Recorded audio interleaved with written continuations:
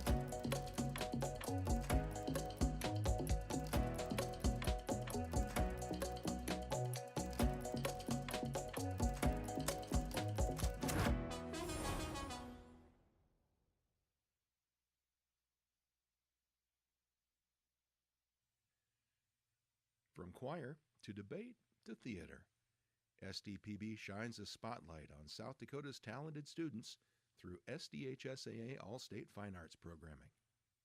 Good, useful, and full of wonder. SDPB.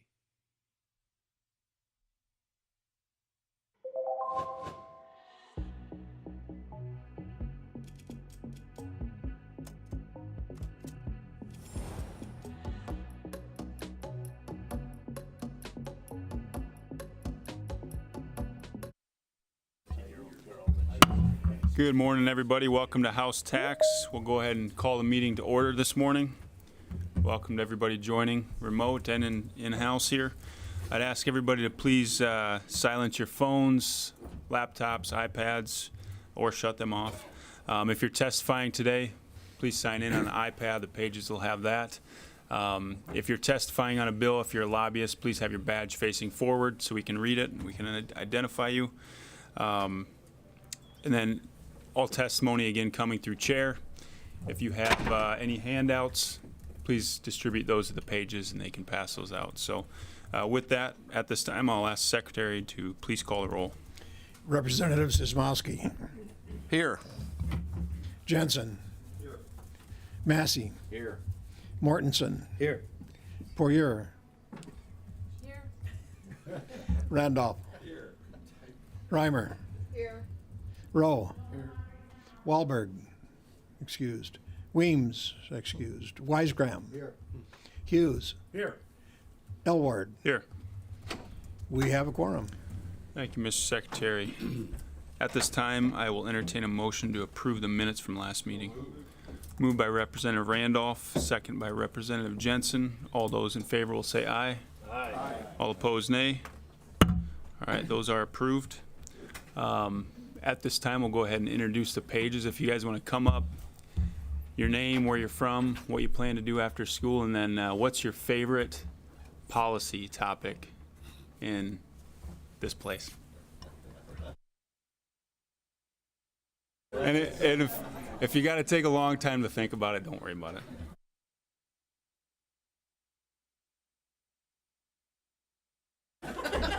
Go ahead.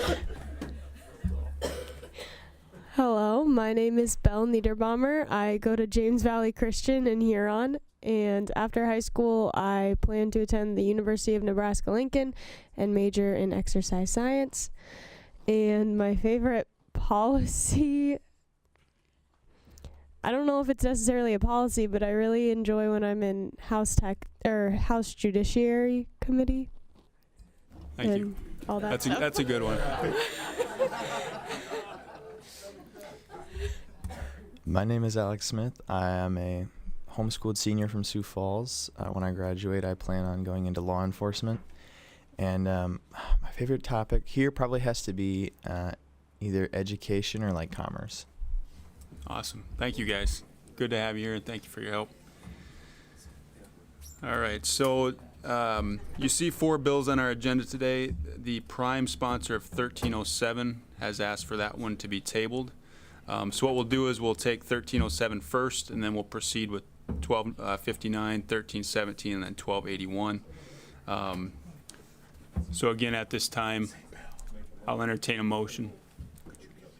Okay, there's a motion to table House Bill 1307, second by Representative Jensen. Any discussion on that? That is non-debatable, I'm sorry. And this will be a roll call vote to table House Bill 1307. Mr. Secretary, please call the roll. Representative Sismowski. Aye. Jensen. Aye. Massey. Aye.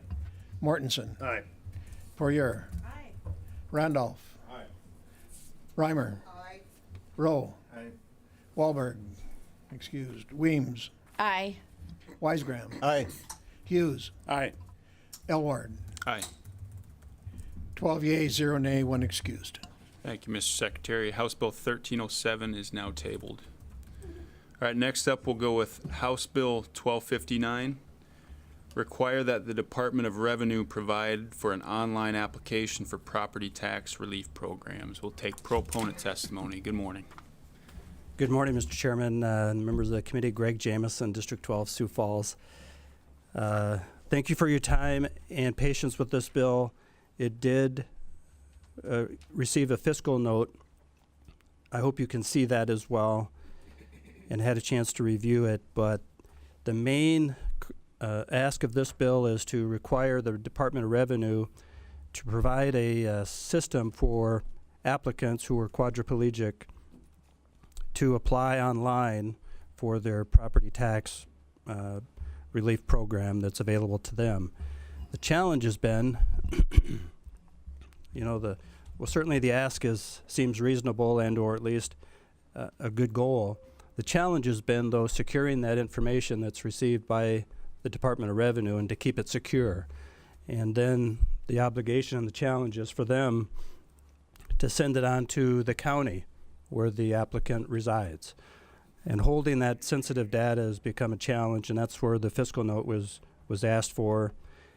And it's not a low number, but my ask of you today is a favorable recommendation, but sending it on to joint appropriations for them to see if they can fund it. And this bill came out of our property tax task force discussions over the summer. There's a lot of things considered in that discussion, that whole summer study task force. And part of it came from the discussion of just what it takes to apply for the programs. So it isn't intended to give anybody a reduction in their property taxes that isn't available to them already. It's just to simplify the process. So again, I'd ask for your favorable opinion, for support, and send it to joint appropriations for final action. Thank you. Thank you, Representative. Any other proponent testimony on House Bill 1259? Good morning. Good morning, Mr. Chair, members of the committee. Eric Nelson, Government Relations for AARP South Dakota and registered lobbyist for AARP South Dakota.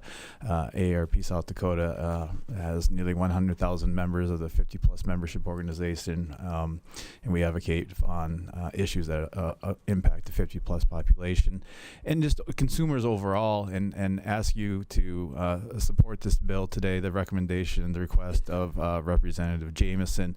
You know, we rise having followed a number of programs that are offered for property tax relief and just other relief programs that have been before you administered by the state, and ask you to think about the access to these programs, you know, in this modern world, and all the upgrades that we've done at the state level with technology. It would be our hope that you know, we could find a way to do this to help our citizens, you know, have access to these programs, you know, when they need it most, and you know, be a tool for them to utilize these programs that in this ever-changing world where sometimes, you know, the mail isn't reliable as it used to be now. And so, you know, I think we should strive to have access so our citizens, your constituents, can utilize the programs that our state's offering to them, and ask you to support Representative Jamison's request. Thank you. Thank you, sir. Any other proponent testimony on House Bill 1259, proponent testimony? All right, seeing none, I don't believe we have any online for this one. We will go to opponent testimony for House Bill 1259. Good morning. Good morning, Mr. Chair, members of the committee. I'm Wendy Semler, Department of Revenue Property Tax Division. So, unfortunately, I am here in opposition of 1259. And actually, this is really, really hard for me because I do think that this is a great idea. In this modern age, as the proponents had mentioned, it does make sense to allow these applications to be allowed online or to be submitted electronically. The problem is one of the process and primarily of security. So right now, all of our applications are online. They are in a fillable format, but they're not submittable because every one of those programs are administered by the local counties. So they go to the county treasurer or the county director of equalization. They make the determination. They're the ones that receive this sensitive information. We never see that information on our end. So the concept makes sense, again, but because those applications require highly sensitive personal information, such as social security numbers, medical documentation, age verification, income information, such as IRS filings. Also, some of those programs require third-party certifications from physicians or veteran service officers. And protecting that information has to be our priority number one. So we do have an encryption capability in the current platform, but it wasn't designed to securely route that sensitive information to 66 different counties, you know, and potentially 2 different offices, or even to manage that third-party signature piece. So we did consult with BIT.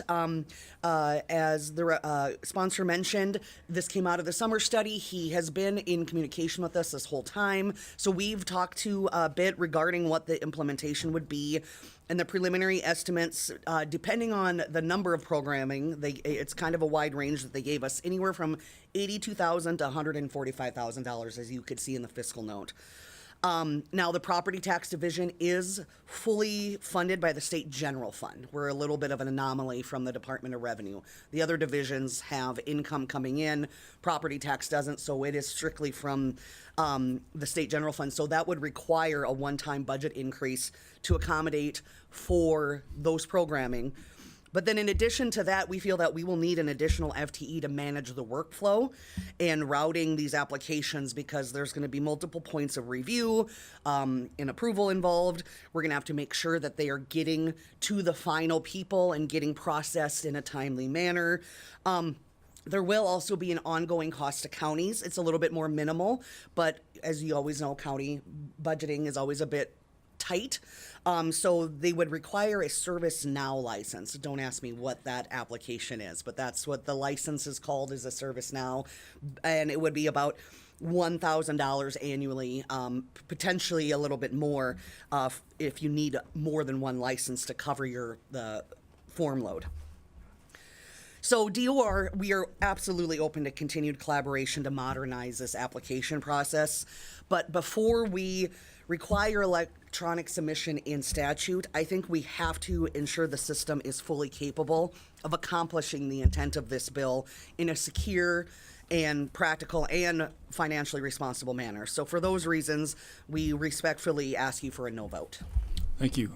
Any other opponent testimony on House Bill 1259? Opponent testimony in the room. Good morning.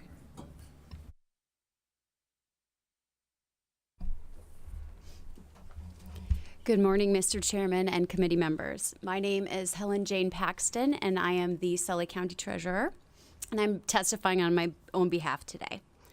While this presents as a progressive move towards easing the application process for the future, it does not currently benefit the target audience as we see it from a county standpoint. The majority of our applicants in large and small counties prefer to bring their paperwork directly to our office, and in most cases, we're helping them hand fill out those applications. They currently don't trust the postal system, and they really worry about their sensitive information being exposed to people through those applications. Oftentimes, they don't have the technology to upload those documents or make the copies that the online transactions require. I do understand that this electronic submission is in addition to the options that they currently have, but with very few of our taxpayers even accessing any sort of online application sources, I just don't see it as fiscally responsible for us as a county or even for the state at this time. The passing of the bill would result in confusion for many of our customers, an elevated chance for missed applications and missed deadlines, increased risk of compromising some of their very sensitive information, and potentially high costs to already strained budgets at the county level, and with very little benefit to most of the applicants that we see. So we would ask that you vote no on HB 1259, and I do thank you for your time today. Thank you. Any other in-room opponent testimony? Good morning. Good morning, Mr. Chair, members of the committee. Roger Tellinghusen, the registered lobbyist for the South Dakota County Officials Association.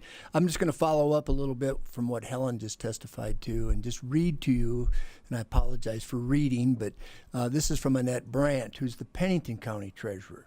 And I just want to preface this with, this is one of these unusual circumstances where the county officials are coming to you and asking you to leave the work with us instead of taking it away from us and putting it at a centralized location with the state.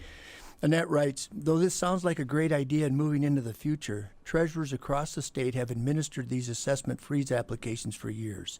I do not think that anyone really realizes how hands-on of a process this is. Seniors applying tend to make it an annual event to gather their documents and head to their local treasurer for assistance in filling it out. Many are very skeptical to even use the post office to send off their private information, let alone figure out how to upload forms to the Department of Revenue. As they age, they are comfortable with the process and welcome the personal assistance. We make copies of their documentation as needed. We review what the actual program does for them if they qualify, and what will happen in the event they do not qualify. Treasurers across the state check on them annually. Pennington County has over 600 applicants. Most counties make it very easy to apply, and in fact, our office actually mails out applicants to all of the previous year's qualified applicants. This is a reminder to them to start watching for their annual documents needed. How is Department of Revenue going to manage this influx in workload? Would they remove the application after the April 1st deadline, or will the counties be doing these applications year-round? The counties are responsible for the follow-up. It's true, Department of Revenue completely manages the refund program now in that they receive the applications, they verify their taxes paid, and they cut the check from the state and mail it to the applicant after the deadline. The other applications are totally different at the county level than the refund program that the state administers. The senior assessment freeze, the paraplegic, homesteads applications require both the treasurer and the director of equalization sign off for a qualified application. Then the county commissioners administers it by way of abatements, which are time sensitive. The blank applications can already be found on the Department of Revenue website. I think it would be terribly misleading to our seniors, if they're able to even maneuver through the site to apply, to have two agencies potentially calling and verifying their personal information.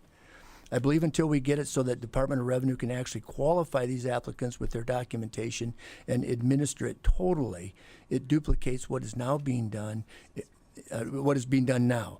It won't eliminate any workload from the county offices or be easier for the applicant if that is the intent. I am concerned that in the additional amount of time it's going to take for our offices to get correspondence from the Department of Revenue for those seniors needing additional assistance with deadlines in place. Please vote no. Thank you. Thank you.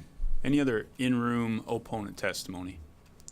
All right, seeing none, we do have a couple online. We'll go first with Mrs. Deb Treidel. If you're online, go ahead and unmute yourself and go ahead.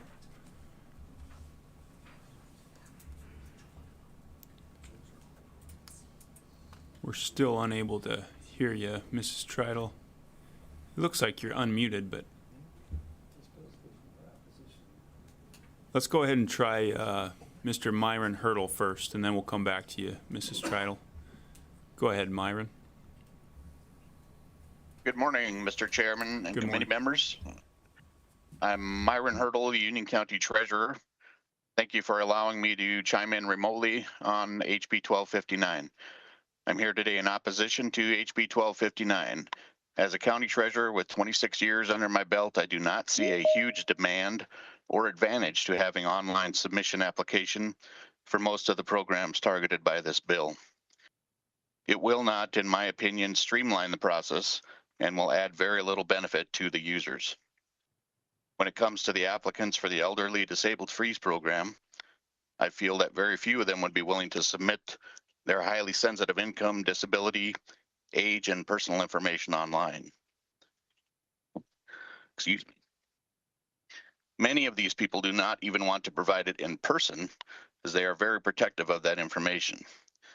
Even if they do want to apply online, I question how many of them will have the ability to upload the proof of income documents and other documentation required. This will often result in the treasurer having to contact them and have them mail the documents or bring them to our office in any way. I feel the cost of the online encryption of the data will not be justifiable in comparison to the number of people who actually submit online. I also see this as a completely unnecessary cost burden on the counties, who will have to pay $1,000 per user for a license to access that encrypted information. Many counties are going to need multiple users to access this information. The smaller counties don't have that in the budget and can't justify that cost for what will likely only be a handful of applications online. Union County, with a population of around 17,000 people, only has around 150 applications each year for this program, for the Elderly Freeze program, excuse me. I would estimate that of that 150, online. And if Union County cannot justify that extra cost in the licensing, then how will much smaller counties justify it? I urge you to vote no on HB 1259, and thank you for your time, and I'll remain available for questions. Thank you, Mr. Hurdle. We'll go ahead and go over to Mrs. Deb Treidel. Go ahead. Oh, we still can't hear you there. Sorry about that. I think everything's good on our side, and it looks like you're unmuted, but. Mrs. Treidel, is your volume turned up on your end? It looks like you can hear us, but. All right, so we'll move on. Any other opponent testimony on House Bill 1259? All right, seeing none, we'll go ahead and go with rebuttal from the prime sponsor. Thank you again, Greg Jamison, District 12, Sioux Falls. So first, I just got to thank the individuals who helped me get here, the LRC staff, even the Department of Revenue, and this concept of making an idea be simple or easier, that's where we started from. I wouldn't have dreamt we got to a point where we are today, I guess, unintended consequences of a good deed, I suppose, and thought. I'm challenged to have you guys in a spot to do something like this when there's opposition that has been stated and for good reasons and things. So I was perplexed before I got here, and and thinking it was only a matter of money to get this set up. There's probably 5,000 or 10,000. I don't know how many people in the state who apply for these programs, and maybe they do it annually. It was an attempt to make it easier, smoother, and going forward, make it easier for everybody else. That's the intent and heart behind it. I hope you see that. I apologize, but I'm just going to have to leave it in your hands to make a final decision. But thank you for your consideration of the bill. Thank you. We'll go ahead and go to committee questions. Any committee questions? Representative Weems. Thank you, Mr. Chairman. I have a question for Wendy Semler.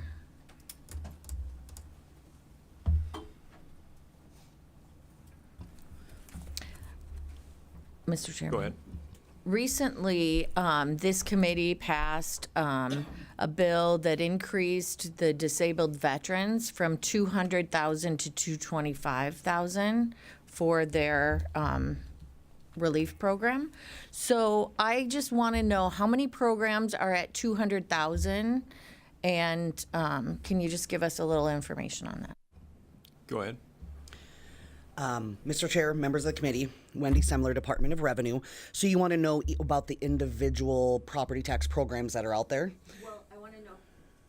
Mr. Chairman, I want to know how many are at 200,000. Oh, for that particular program. Right. Okay. So, Mr. Chair, so we don't have that detailed information for that program. That's a disabled vet program. And so we don't know how many are currently at the full 200,000. So the data that we receive from the counties on that reporting is accumulation countywide. So all we get is there are 100 applicants and this is the amount of value. We don't see who those 100 are, if that answers your question. Follow up? Yeah, thank you. Go ahead. Mr. Chairman, okay, I really want to know how many programs allow up to I see. $200,000. Okay, Mr. Chair, now that it's early in the morning. I only have one cup of coffee. So Wendy Semler, Department of Revenue. Okay, so each of the programs are a little bit different. So there's the paraplegic veteran, which is a full exemption. It doesn't make there's no limit. There is the disabled veteran, which is up to a $200,000 exemption. There is the assessment freeze, which that doesn't have a limit per se. It just rolls back to a certain base year. There is also the paraplegic individual program. That is actually an abatement, so it doesn't change the assessed value. It actually abates and lowers their taxes on a sliding scale based upon their income. And then there's also the municipal reduction program, which is currently the only city that has created that program is Rapid City, and that is just a refund of just the city portion of taxes. So your question, so each one has a different mechanics. They're not all just a lump sum valuation reduction. Did I hit it? Did I hit it on the mark? Go ahead, Representative Weems. Thank you. Thank you for the latitude. In this bill, and it looks like $200,000 of the full and true value. That's in Section 2, and that's also in Section 3. So am I not understanding that correctly? Mr. Chair, yes, so each one of these sections represents one of the programs. So Section 2 and Section 3 are regarding the disabled veteran exemption program. So currently, since it's currently in statute, that it's 200,000, that's why you see the 200,000 exemption there. But those two statutes, 10-440 and 10-441, are the disabled veteran only program. Section 4 is the assessment freeze. Section 5 is, I can't think of which one that is right now, but. Section 1 is the paraplegic program. So each section is identifying one of those programs and then dictating that the online application must be available for that program, for each one of the programs. Thank you. Thank you. Any other questions from Representative Weisgrim? Thank you, Mr. Chair, for Ms. Semler.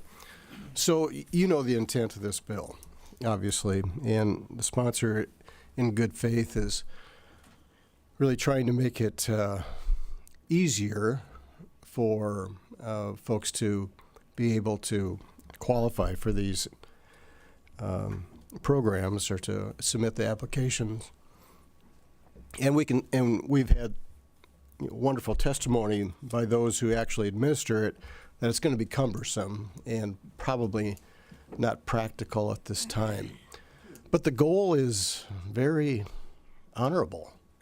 And my question, thank you, is can we get there from here at some point? Would it be a goal for the Department of Revenue to accomplish this? Go ahead. Mr. Chair, Wendy Semler, Department of Revenue. So, that's a great question, and I believe Representative Weems asked me something very similar when I was talking to her on the floor about it.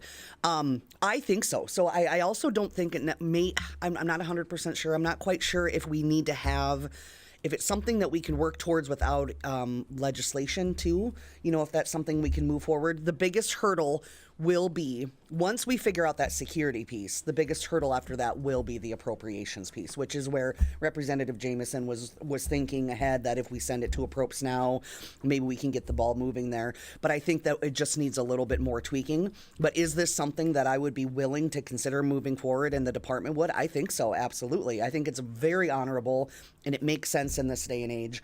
It's just that I don't want to put the cart before the horse, to say. Thank you. Any other questions from the committee?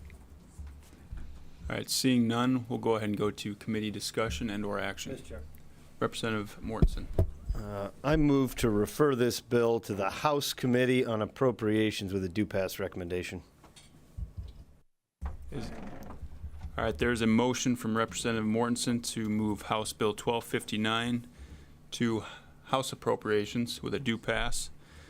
Second by Representative Rowe. Any discussion on your motion? Yeah, you bet. Well, it was a very good discussion, and I appreciated hearing from the county folks. And I jotted down the concerns that I heard, and want to kind of address them. I just think this is absolutely the way of the future. And as you read the bill, all it requires is them to put these applications on their website, and then have them be able to submit them and the documentation in through that portal, and then they'll send them out to the 66, right? Optional. For all these folks who've been using these programs with the help of our tremendous county auditors, that option is still fully on the table. If you are more comfortable in paper, in person, as I suspect for the next 5 years most will be, that is still right there for you, and the treasurers I know take so much care to help these folks access these programs. What I think this committee has learned and this body has learned is that these targeted programs are being underutilized. That is, the legislature has said these are specific groups of folks that we want to take special care of within the property tax code and give them abatements or freezes of their assessments or some of those programs. And I think maybe we're understanding that those goals aren't accomplished. Those legislative goals are not being accomplished because we don't have broad enough adoption of this. And so the gentleman from AARP came up and said that he thinks his members would use this option. So then the other option I know, or the note that I put down, is who's helping them? Are we creating a situation where we have two different groups of people calling to follow up? I think no. In the code, it does not say that the Department of Revenue is going to help anyone fill these out or make sure they're complete. That is still solely the obligation of the county treasurer in statute. They shall, upon request of the applicant, assist the applicant in completing the application. We're not adding the Department of Revenue to that process.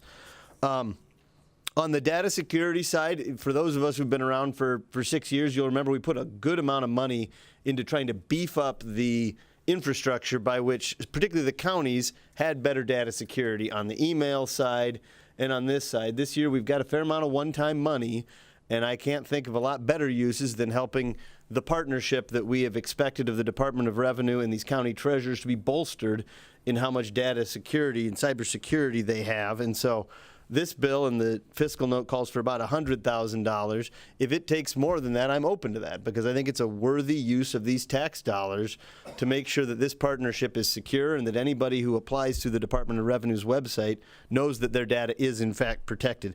The one thing that I can't get past, and that if it doesn't get fixed, I'll vote no on this bill on the floor, is adding ongoing costs to the counties. It was mentioned by one of the treasurers that this puts in that program that Ms. Semler didn't know exactly what it was. But anyway, that adds to their ongoing cost. I think that is rightly, I mean, if we're creating this, we should pay for it. And so that's why we're sending it to appropriations, to see if they will do that. But I don't want to add additional cost burden to the counties, but I think this is such a convenience enhancer and something that even if it's not broadly adopted this year or next year, that in 5 or 10 years, we'll wish we would have done this year if we didn't then. So I think this is worthy. Thank you. Any other discussion? Representative Jensen. Thank you, Mr. Chair. Substitute motion, 41st day. All right, there's a substitute motion to send House Bill 1259 to the 41st day by Representative Jensen, second by Representative Randolph. Any discussion on your motion? Well, thank you, Mr. Chair. Yeah, I don't doubt for a second that the intent and the heart of the sponsor is good and the concept is good. But there's just a lot of concerns with this, and chief among them, in my opinion, is the security, online security issues and concerns. So I'll be voting to the 41st. Thank you. Thank you. Any other discussion? Representative Randolph. Thank you, Mr. Chair. I have to say, when I came in, I was actually all on board. Like, yeah, yes, absolutely. And then Ms. Semler came in and shot tons of holes in it, right? So, and then even through the process, the prime sponsor of the bill kind of recognized there was some unintended consequences and different things like that he didn't really foresee. So, with that, that's kind of where I'm at right now. So, thank you. Any other discussion? Representative Reimer. Thank you, Mr. Chair. I'm going to be supporting the 41st day motion as well. You know, I look at this bill and I think they're really good intentions, and I thank the prime sponsor for bringing this, but I ask myself, what is broken? I ask, are the applicants asking for this? Have we involved the stakeholders? And we say it's not going to cost, it might just be the ServiceNow application, but my thought is the counties will probably have to hire somebody to help the applicants with the online process to get this going. And so I think there's going to be more cost to the counties than we realized. And for those reasons, I am going to be supporting the 41st day. Any other discussion? All right. Representative Weems, go ahead. Thanks, Mr. Chairman. Well, when I was talking with Wendy Semler earlier about this bill, I really said, I love this idea. I embrace technology. I think we need to embrace technology, and we need to make things more efficient for those people who can utilize it. I realize not everybody can utilize it. I also realize that this is a mandate on our counties to do it right away. So my suggestion to Ms. Semler was that maybe we should make this to enact July 1, 2028. That gives everybody 2 years to figure out how they can do this, how we can make it more available for people who want to do online for all of these programs. And I just think that's value added for our citizens and for our state. Those who want to go in and do it in person, they can do it in person.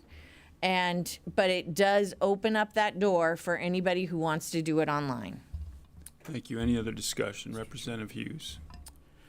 I want to thank Representative Jameson. I just love it when we have bills that come out of our property tax reform task force. It makes me feel like the days that we spent were perhaps worth sacrificing. I'm going to support the 41st day motion, and I'll say why. I don't believe with all the crunch that's going on, that sending this to appropriations for them to have to rehash all of this is going to help. And I am also struck by the local testimony, the county officials, and especially the testimony that the people that are the beneficiaries of this program don't want this.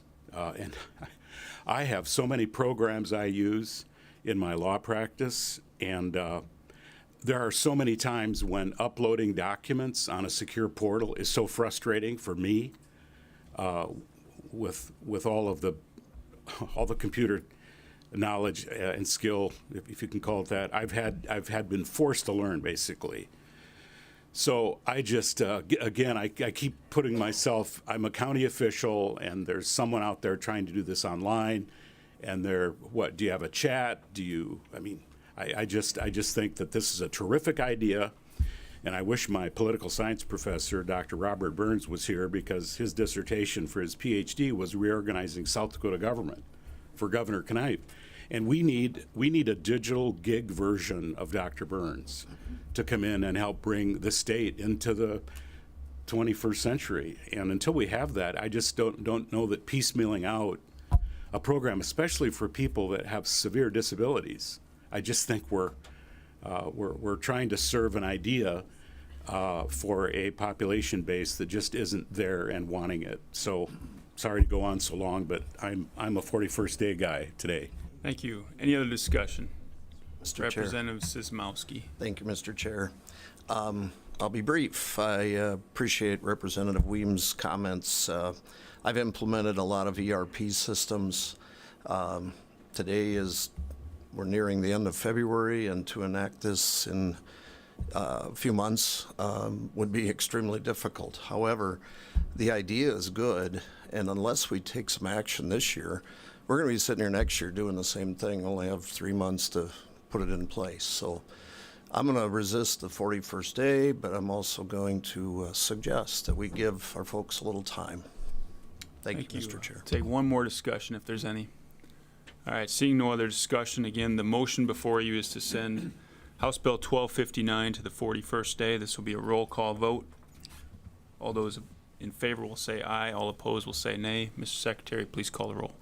Representative Sismowski. No. Jensen. Massey. No. Mortensen. No. Poirier. No. Randolph. Reimer. Aye. Rowe. No. Wahlberg. Excused. Weems.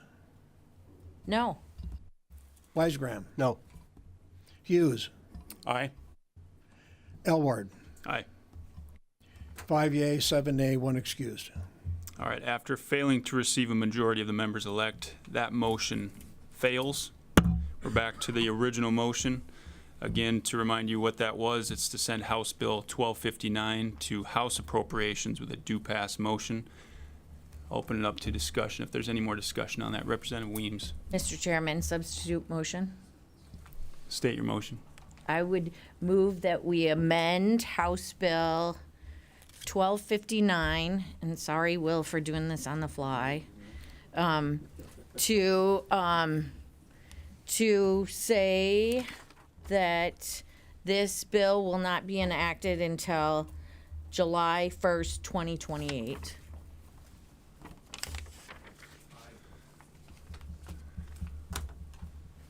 So the motion before you is to amend to move this to July 1st of 2028. Second by Representative Sismowski. Any other discussion on that? I think I already covered it. Yeah. All right. Well, we're just going to give, we're going to be at ease here for a minute.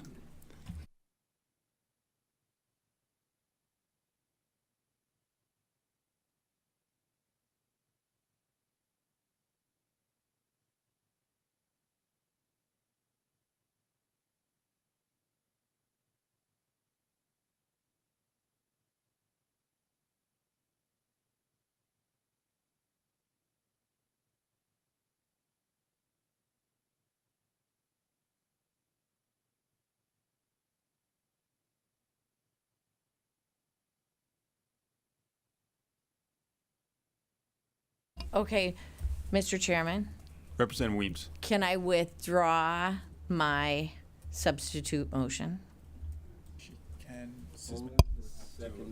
That's right. So if you withdraw yours, the individual who seconded it has to also withdraw their second. Mr. Chair, can she explain why she's withdrawing or no? Representative Weems, go ahead.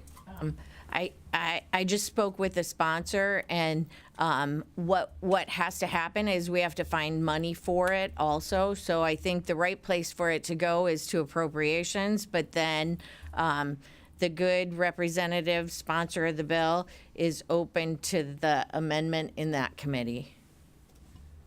Representative Sismowski. I withdraw my second and my aye. All right. So we are back to the original motion to send House Bill 1259 with a due pass to House Appropriations. Any other discussion? Do we get to comment? Any other discussion? Representative Rowe. I think it's a good idea to kind of get us all pointed in the same direction regarding technology. That's my basis for supporting the motion, the original motion. And I want to thank you for bringing this. Yeah, it's been kind of a little bit of some ups and downs here this morning, and I'm on board with Representative Weems' idea as well. But to get the thing moving, I think this is the right direction. Thank you, Representative Hughes. Brief comment, Mr. Chair. This is a prime example for the record of why we're for local control, except when we're not. We just heard from extremely credible, I believe every word that the county officials testified to. They're saying don't do this, but we're doing it. There's no way I can support this, and I just really want to make this clear for the record, and I will remind people down the road when something that I believe is a good idea, and the challenge is it affects local control and local cost, I'm going to remember this bill. So thank you. Any other discussion? Representative Morton. Yeah, this is purely optional. This isn't local control at all. I mean, this is just where the application exists and it still gets put in. I mean, so anyway, it's, like I said, when I went through the discussion of some confusion on who's processing, I think that's the same. This is just where it gives the public more control and where they get their application and turn it in. It's not really telling them how to do their job or anything like that. So I get it, heeding local input and whatever, but in this case, this really isn't a local control bill all that much, and I think it's a good conversation to keep going. We just had a conversation last night among many of us of putting together the ingredients for some actual property tax movement this year. And I think this is a worthy idea that should remain in the game, and I appreciate support to send it to appropriations and keep trying to build a package that works for this year. Thank you. We'll try to wrap it up here. One last discussion, Representative Weems. Thank you, Mr. Chairman. You know, I have had aging parents and aging in-laws, and for them to maneuver through all of this is really difficult. And all of the rebates and freezes and everything. And so anything we can do to help them maneuver and make it easier for their whoever's helping them through the system to do the applications is a move forward. I do realize that it might be a burden to the counties, so that's why I'm a huge advocate of let's delay this, but let's make it accessible to people so that it can happen faster. I mean, the freeze assessment, they have to fill out every year. So that means if an elderly person can't go down to the courthouse by themselves, somebody has to take them there. Somebody has to take them there. So the more we can make any of these programs available is a huge step in the right direction for property tax relief and everything else. So thank you. Thank you. All right, we're going to go to one last comment. Go ahead, Representative Randolph. The proverbial I was not going to, but when we're talking about local control, we have to also talk about the people that's affects, right? Okay, we're talking about counties, but there was also testimony that a lot of the folks who would use this, they're not even really comfortable giving their information, their personal information in person. And so there was testimony that they weren't sure they would be comfortable with this at all. And so there was testimony that they didn't even really want this. So if I remember correct, I see some looks that, like, I'm not sure if that's what I remember the testimony. But so anyway, I'll wrap this up and say I just don't think this is ready. So I'm going to resist the motion. Thank you. All right. We're going to go to a vote here. Again, this is to send House Bill 1259 to House Appropriations with a due pass. All those in favor will say aye. All opposed will say nay. Mr. Secretary, please call the roll. Representative Sismowski. Aye. Jensen. No. Massey. Aye. Mortensen. Aye. Poirier.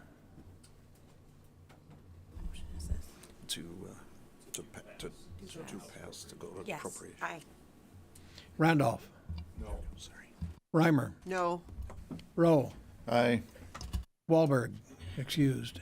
Weems. Aye. Weisgram. Aye. Hughes. No. Elward. No. 7 yea, 5 nay, 1 excused. Thank you, Mr. Secretary. After receiving a majority of the members elect, the due pass motion passes, and we'll go to House Appropriations. Thank you. All right, moving on, we will have House Bill 1317, eliminate a limit on the accumulation of the unused index factor for property taxation. We will take proponent testimony. Good morning, Representative.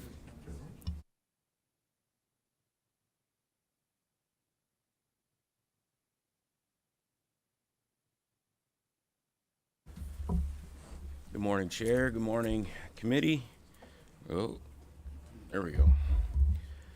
I bring before you 1317, and it might look a little bit familiar. I wanted to bring it back, and I think I need to do a little better explanation of this bill.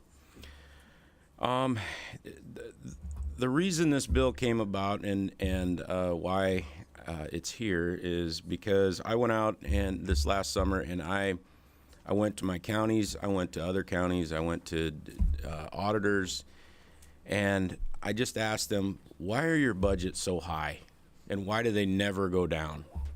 And they said, because of the 3% plus growth index factor. And I was like, I don't know what you're talking about. But anyway, I got this auditor up in Harding County. She is an excellent auditor. She explained this to me, and it made a whole lot of sense. The reason they don't ever drop their property or their budgets is because they can't. The 3% plus growth index factor is set every 3 years. So if you have your budget set and you're going along and it's going up at 3% plus growth, steadily, which all of them do, and you decide, okay, we're going to drop our budget, say 10%. Well, if you drop your budgets down 10% and you go out and cut your expenses and get everything rolling nice, and that 3-year period, you haven't raised your budgets at all, you have to raise your budget after that 3-year period, because if you don't, you lose your baseline. You lose your 3% plus growth baseline, and it goes down to that point to where you have your budget at that time. So this 3-year window is actually forcing municipalities and counties to raise their budgets every year or every 3 years if they're being conservative and lowering them. I just thought that was insane. That's like use it or lose it. It's kind of like the military. If you don't use your budget, you lose it. And I believe that is a horrible way to run local government. So what this bill will do is it eliminates that window and it stretches that out infinitely. So if you have a local government that that wants to be conservative, wants to reduce government, wants to reduce their property taxes, this will allow them to do that. So I'm not going to get into a whole bunch of detail. I would love to hear questions from you guys because I want to know what you guys are thinking.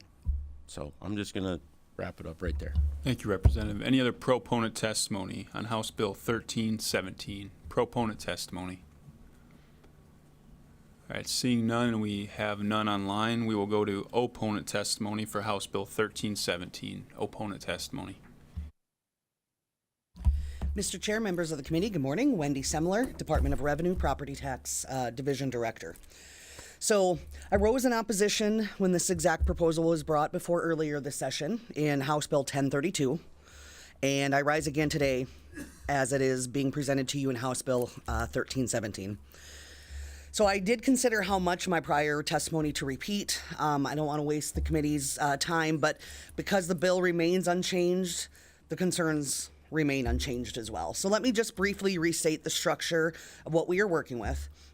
So as was stated, under current law, taxing districts have a limitation for their property tax budget. It is what they levied for in the previous year, increased by a growth factor and a CPI or an index factor. In addition to that, there is statutory authority for counties, cities, and fire districts to carry any unused CPI for up to 3 years. So if they choose to only increase by their growth percentage or a lesser amount, that CPI is stored for up to 3 years. That 3-year carry forward was intentionally designed to provide budgeting flexibility. It allows a local government to forego the maximum allowable increase in 1 year or 2 or 3 without permanently losing its ability to keep pace with inflation in the near term. It is a balanced structure, one that allows flexibility while protecting taxpayers from excessive accumulation of taxing authority. So House Bill 1317 would remove that 3-year limit and allow unused CPI to be stored indefinitely. The stated intent is to discourage local governments from automatically requesting the maximum levy each year. However, in practice, particularly for counties, the decision to take the maximum is rarely about fear of losing unused CPI. It's about necessity. Many jurisdictions are operating with very tight margins and rely on every dollar of available authority simply to maintain services. So while I can appreciate the concept of increasing flexibility, I must rise again as an advocate for property owners. Allowing indefinite carry forward means a jurisdiction could accumulate years, potentially decades, of unused taxing authority. That creates the possibility that a future governing body could implement a very large tax increase in a single year.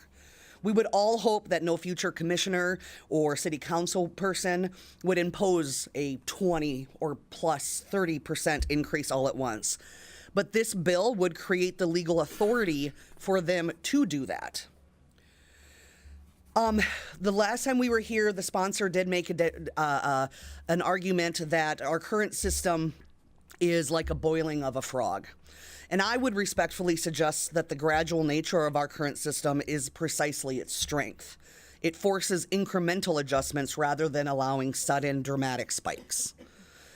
The existing 3-year window already provides meaningful flexibility while preserving stability and predictability for taxpayers. If this bill were adopted, the consequences would not necessarily be immediate, but the long-term impact would fall on future property owners, individuals who had no voice in today's decision. So I ask the committee to once again send this bill to the 41st day. Thank you. Any other opponent testimony? Good morning. Morning, Chair, members of the committee. Matthew Bogue, registered lobbyist for South Dakota Farm Bureau.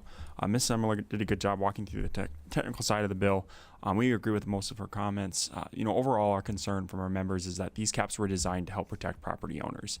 I visited with, he was a former lobbyist for South Dakota Farm Bureau, Mike Held. He was there when all these were set into place, and that was really the true intention. If the counties, if they want to go above those limits, they can definitely do an opt-out, and that can be referred to voters and allow more local input. And we just don't see out in the countryside that there's a lot of counties that are trying to, bank up the CPI, and they're really kind of getting to that limit just to be able to provide services. So the bill isn't necessary, and again, you could have the potential in the future of having a 50% increase. Not that a local government would do that, but as Ms. Semler said, it would give them the statutory authority. Urging no vote on the bill. Any other opponent testimony? Good morning. Good morning, Mr. Chairman, members of the committee. Nathan Sanderson, South Dakota Retailers Association. We've been here before on this exact same bill, and so I'll just be really brief.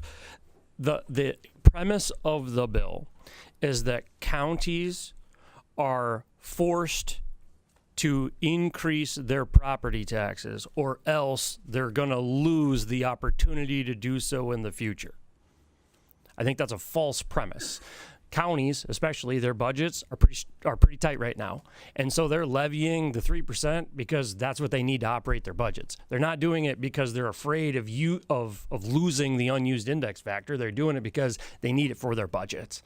Again, this is precisely the same bill as before, and it's a perfect example of a policy that sounds like a good idea.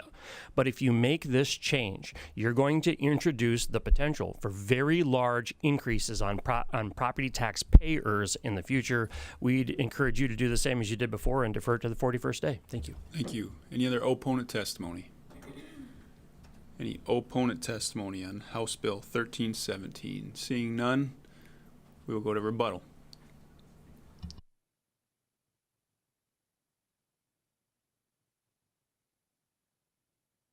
Thank you, Mr. Chair. Travis Ismay, District 28B. I am so glad they brought that up as the increasing the taxes. That it's, this was a crazy thing that I've noticed. I'm setting the 3% plus growth index factor at a constant. They can't go over that unless they opt out. You're not raising taxes any more than that they would have been anyway. Because if you drop your property taxes down, say 10%, like on your graph there, if you can look at it, if you see it, excuse me, the taxes would only go back up in their budget, or their budget would only raise to the point of the 3% plus growth index factor set from right now. So they're not going to be paying any more taxes, or their budget's not going to be growing any more than 3% plus growth. So I don't understand why, okay, so now we're going to have a big spike. Well, it would spike back up to exactly where it would have been if they would have never dropped it. You see what I'm saying? I don't know. But anyway, it's an interesting concept that giving local authority back to the counties and the municipalities is a mistake. I don't understand that. I guess if you go along and you're running your budget and say you dropped it 10% and you ran it out there for 10, 15 years, well, you're only going to go back up to that 3% plus growth baseline. You're not going to go past that. So it would be exactly the same as this 3% plus growth right now. So anyway. Thank you, Representative. We will open it up to committee questions. Committee questions.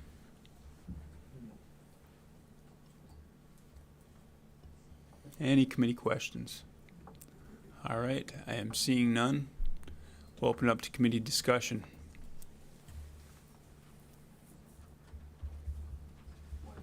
Representative Randolph. Is this discussion and or action? Yeah, we'll go Okay. discussion and or action. Okay. Yep. I'm gonna make a do pass motion. Second. All right. Do pass motion on House Bill 1317 made by Representative Randolph, second by Representative Jensen. Any discussion on your motion? Thank you, Mr. Chair. I don't remember how I voted on this before. I really don't. But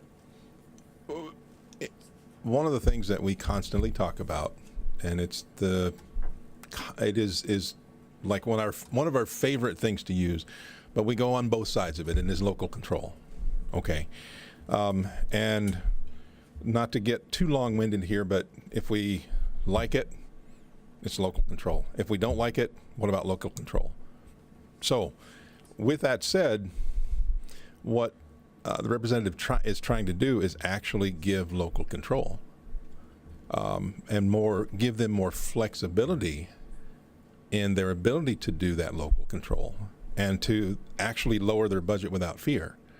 I remember being in the military, and I think every government agency is the same.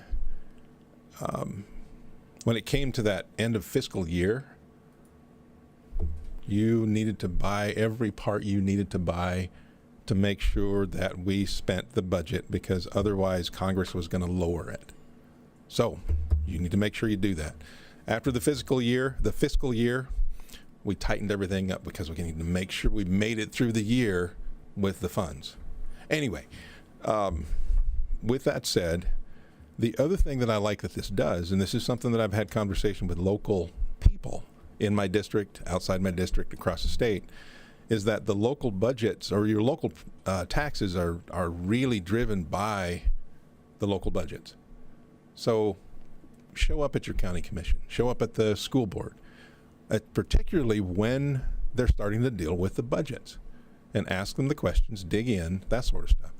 And this, I think, actually is more of a driving factor that could help that as well. So I think the locals need to have that conversations with their local county officials and get a handle on some of this. So that's why I'm making a motion. Thank you. Thank you, Representative. Any other discussion? Representative Weisgrim. Substitute motion. State your motion. Move to the 41st day. Second. All right, there's a substitute motion by Representative Weisgrim to send House Bill 1317 to the 41st day, second by Representative Weems. Any discussion on your motion? Well, I've helped put together a budget for the city, and if we wanted to lower our ask, we surely could have. I don't think this bill is needed. Any other discussion on the motion?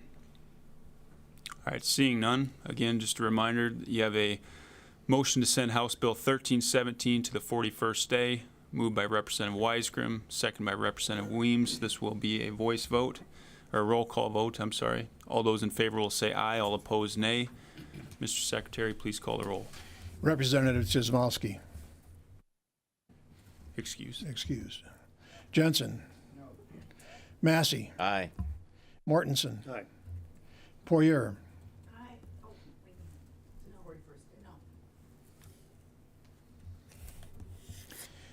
Randolph. No. Reimer. Aye. Rowe. Aye. Wahlberg. Excused. Weems. Aye. Weisgram. Aye. Hughes. No. Elward. No. 6 yea, 5 nay, 2 excused. All right, after receiving a majority of the members elect, the motion to send House Bill 1317 to the 41st day passes. No. It was. Oh. It was 6. All right, so that motion fails. We go back to the original motion. My apologies. The original motion to do pass on House Bill 1317 by Representative Randolph, second by Representative Jensen. This will also be a roll call vote. All those in favor will say aye. All opposed, nay. Mr. Secretary, please call the roll. Representative Chizmowski. Excused. Jensen. Massey. No. Mortensen. No. Poirier. Yes. Randolph. Aye. Reimer. No. Rowe. No. Wahlberg. Excused. Weems. No. Weisgram. No. Hughes. Aye. Elward. Aye. 5 yea, 6 nay, 2 excused. All right, after failing to receive majority of the members elect, that motion fails. Representative Randolph. Motion to send with a no recommendation to the floor with a no recommendation. Is there a second? I'll second that. All right, there's a motion to send House Bill 1317 to the floor with no recommendation.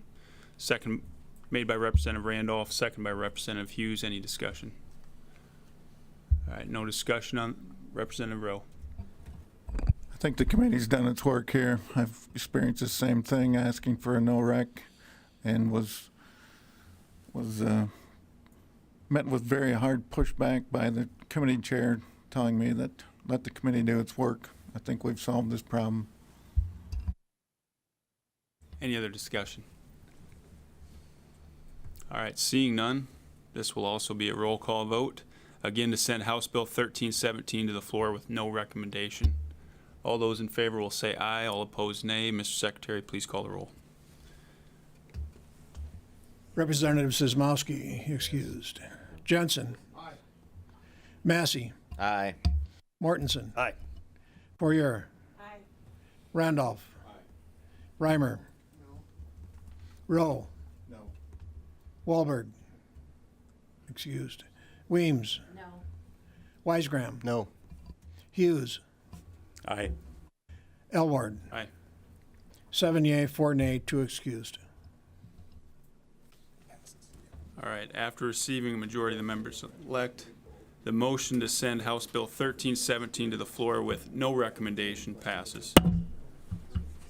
All right, we will move on to our last bill of the day. We have House Bill 1281, reduce the sales and use tax on food to increase the rates for certain taxes, use taxes, and excise taxes, and to provide a new fund for school district capital outlay projects. We will take proponent testimony. Good morning. Good morning, Mr. Chair. Thanks for taking House Bill 1281 this morning, members of the committee. Respectfully, before I start, I do have an amendment posted online that better reflects the intent of the bill, and I'd respectfully request you move that at this time. Okay, does the committee see that? Just 1 second here. Just to bring everybody to order here, there's an amendment out there. It's 1281A. Has everybody located that amendment? All right, I have a motion to move 1281A by Representative Rowe. Second by Representative Weems. This will be a voice vote. All those in favor will say aye. Aye. All opposed, nay. All right, that passes. We are now on House Bill 1281A. Go ahead, Representative. Thank you, Mr. Chair, and members of the committee. Representative Eric Muckey, District 15, downtown North Central Sioux Falls. I'm bringing you today House Bill 1281 as amended, colloquially known as the Feed Families Fund Schools Act. In the process of trying to find tax relief solutions, I know it's important for you to see options, and so I'm presenting to you an option to consider as far as that goes. The short version of what you'd see this bill as is a tax relief option that focuses on 2 different levers, reducing the grocery sales tax at the state level to 0%, as well as creating a school construction fund that would help alleviate or eliminate future opt-outs for school construction purposes.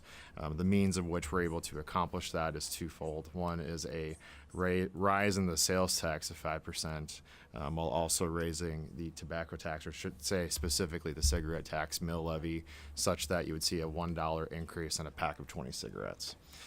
When we look at this, I provided you a couple of handouts and wanted to make sure I highlighted a couple things. One, you have one that talks about states taxing food. South Dakota is the only state in our region at this moment in time that is taxing food when it comes to our sales tax. It's one of the most regressive taxes you can possibly have. And so when we're talking about tax relief options, I will say, and I wish she was here to hear me make the comments, I respect the bill of the good representative from Lincoln County, Representative Samowski, trying to find property tax relief. One of the ways that I am trying to approach this is saying property tax relief is needed. If we're going to do so on a sales tax increase, we need to find ways to make that sales tax less regressive. And this is one pathway to consider that. At the flip side of that, I provided you kind of a second page in your handout. So there's a 2-pager that has a set of information here kind of outlining the amounts. What this bill would seek to accomplish through this, like I said, you're trying to find 2 different sets of tax relief. Trying to reduce the sales tax exemption on food, excluding alcohol, tobacco products, candy, and sugary drinks. And doing so based on analysis provided by the LRC fiscal team at this moment in time would eliminate $121 million approximately in sales tax revenue from that particular purpose. At the same time, creating the school construction fund as defined in this bill would create a mechanism as an alternate funding option for school construction in the form of 0% revolving loans that would allow for $60 to $90 million a year to be delivered. Now, if you raise the sales tax to 5%, reducing elasticity out of that, as well as raising the cigarette tax by $1, taking the elasticity out of that, and eliminating the sales tax on food, you would see an annual revenue increase of about $163 million within the opportunity to present that school's construction fund, leaving around $73 million at the maximum level of the school construction fund allotment of $90 million to get you an available general fund revenue of $73 million. When we're trying to find property tax relief, I think it's important to state two things. One is that we have to sustainably and responsibly fund our schools. State share of education spending is what ultimately is able to drive down local share over time. At the same time, respectfully, I know speaking to Representative Samowski, I share his concerns about property tax relief, and I'm also sharing with you numbers on the second page to give you a sense of what that reduction to zero mill levy looks like for owner-occupied property. Like I said, for this particular bill, I'm seeking to provide you with an option to consider.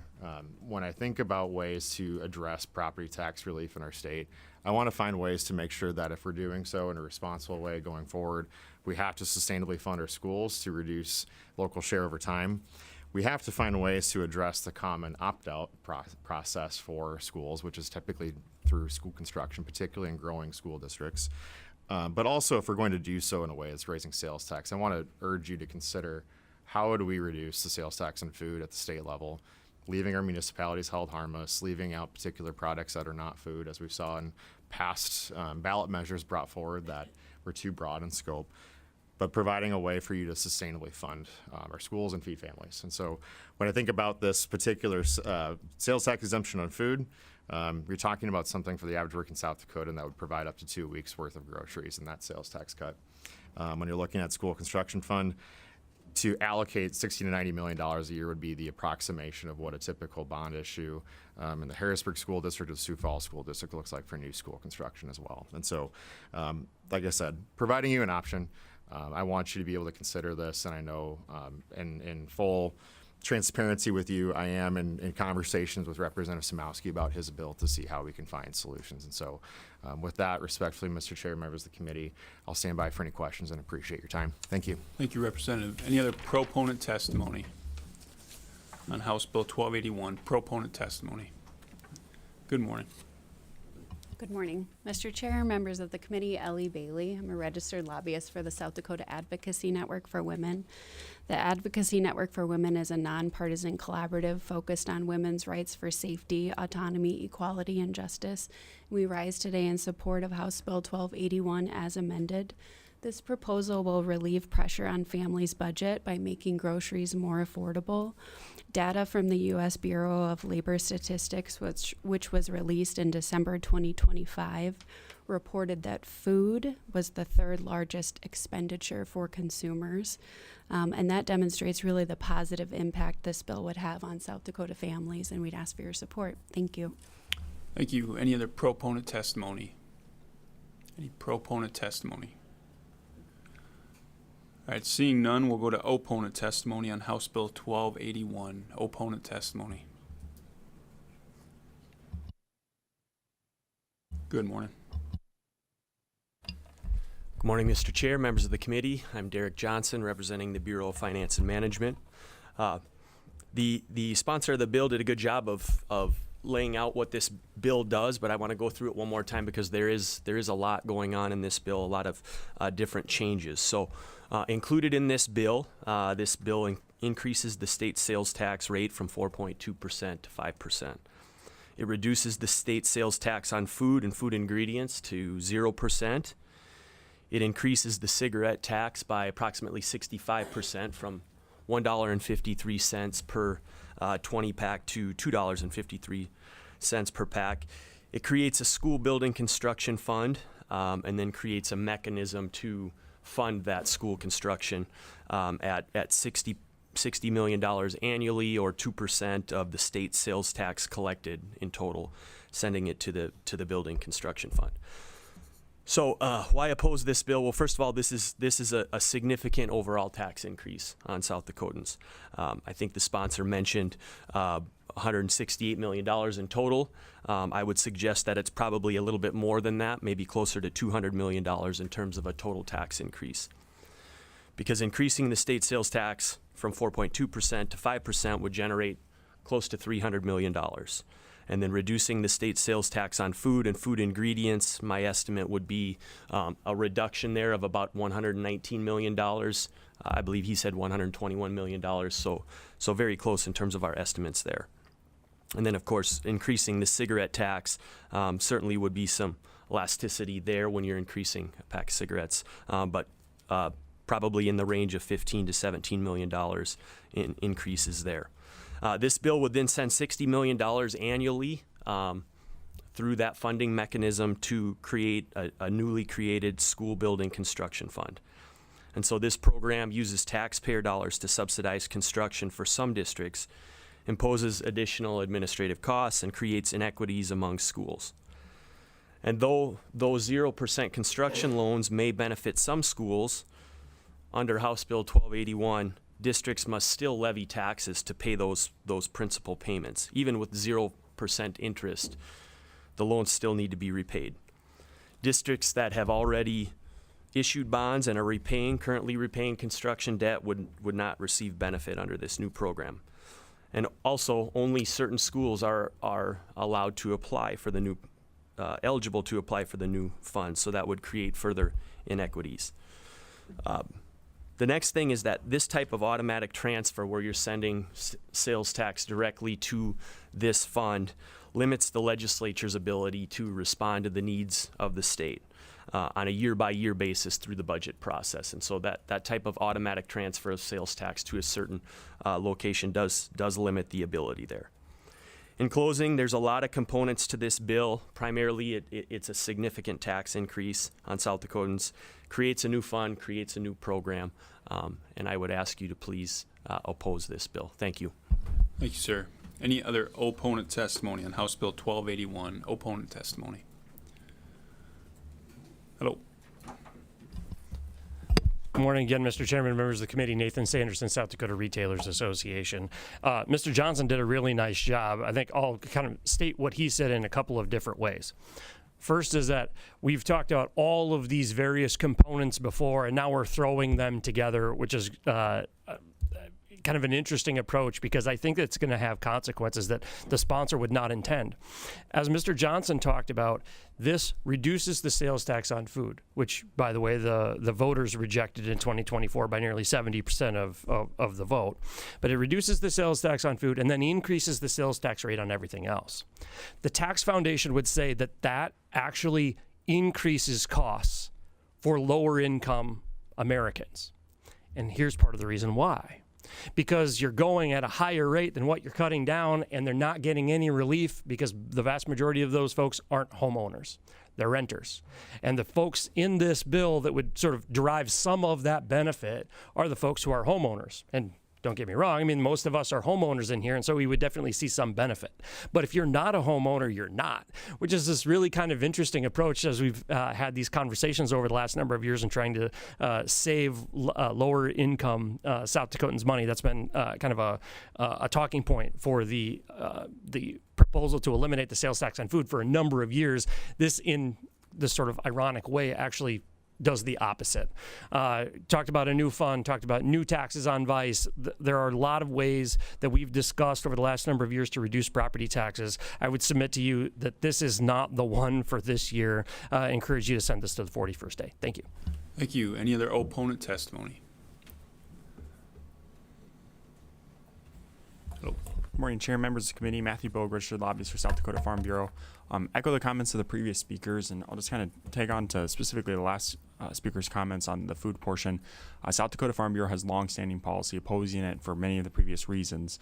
If you look at on the lower income, like he said, if you cut the sales tax on food, you're going to have to increase it elsewhere. So if you go to Shields and you buy some clothing, now you're going to be paying a higher sales tax. That benefit gets wiped out. It's also important to note that sales tax is not collected on SNAP and WIC. So again, those individuals are going to get hit harder. In our opinion, there are also other bills that are in the hopper to try to reduce property tax relief. We'd look at for you guys to examine those and urge no vote on this bill. Thank you. Any other opponent testimony? Opponent testimony on House Bill 1281. Seeing none, we will go allow a rebuttal. Representative. you, Mr. Chair, members of the committee, Representative Eric Mucky, District 15. Some of the notes here I won't rebut from the standpoint of presenting you as open-handed as I can on tax revenue. Our numbers are not far off, frankly. I think the main thing to keep in mind that might be a difference from what was shared from the Bureau of Finance Management is that when providing this information, the LRC, they provided some elasticity numbers to see what would the reduction in sales tax revenue be because of the increase. A couple of things to keep in mind with this process. When we talk about inequities for the schools, I intentionally amended this bill to actually address some of those inequities.